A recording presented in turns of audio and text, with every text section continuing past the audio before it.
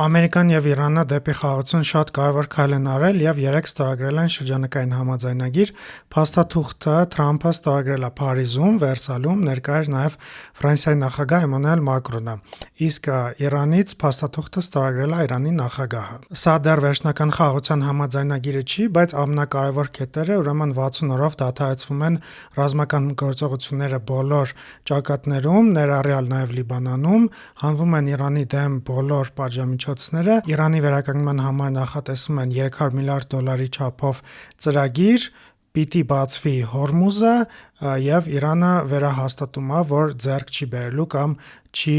մշակելու միջուկային զենք։ Տեքստը ամբողջությամբ կարող եք կարդալ Ռիլի նկարագրության մեջ։ Այս ամենի ֆոնին այսօր ամբողջ օրը Իսրայելը շատ ուժեղ հարվածներ է հասցրել Լիբանանին, կան տասնյակ զոհեր և վիրավորներ, իսկ Հեզբոլլահն մարտերի ժամանակ սպանել է 4 իսրայելցի զինվոր։ Նեթանյահուն այսօր հայտարարել է, որ իսրայելական բանակը կմնա Լիբանանում այնքան, որքան հարկավոր է, իսկ Իսրայելի անվտանգության նախարար Բեն Գվիրը ոնց հնչեցնում էր ցեղասպանության հրետորաբանությունը Գազայի ու պաղեստինցիների դեմ, այլ նույն ձև շարունակում է դա անել լիբանանցիների դեմ։ ԱՄՆ-ը միևնույն ժամանակ ակտիվացել է պրոիսրայելական լոբբին և հիմա ահռելի մեծ ջանքեր են գործադրում, որպեսզի ԱՄՆ-Իրան համաձայնագիրը ձախողեն։ Այս ամենի պատճառով այսօր Շվեյցարիայում նախատեսված ԱՄՆ-Իրան բանակցությունները տեղի չեն ունենա։ Իրանը հետաձգել է իր դիվանագետների այցը Շվեյցարիա Լիբանանի վրա Իսրայելի այս հուժկու հարվածների պատճառով։ Ըստ Reuters-ի աղբյուրների, Իսրայելը և Հեզբոլլահն համաձայնվել են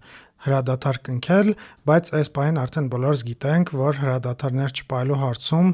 Իսրայելին հասնող չկա, մեղմ ասած։ Ու արդեն որերորդ անգամ մենք տեսնում ենք, որ խաղաղության հասնելու ճանապարհին ամենամեծ խոչընդոտը կար ու մնում է Իսրայելը։ Ես իհարկե կհետևեմ զարգացումներին, իսկ դուք գրեք ձեր կարծիքը մեկնաբանություններում, բաժանորդագրվեք, լայքեք, մինչ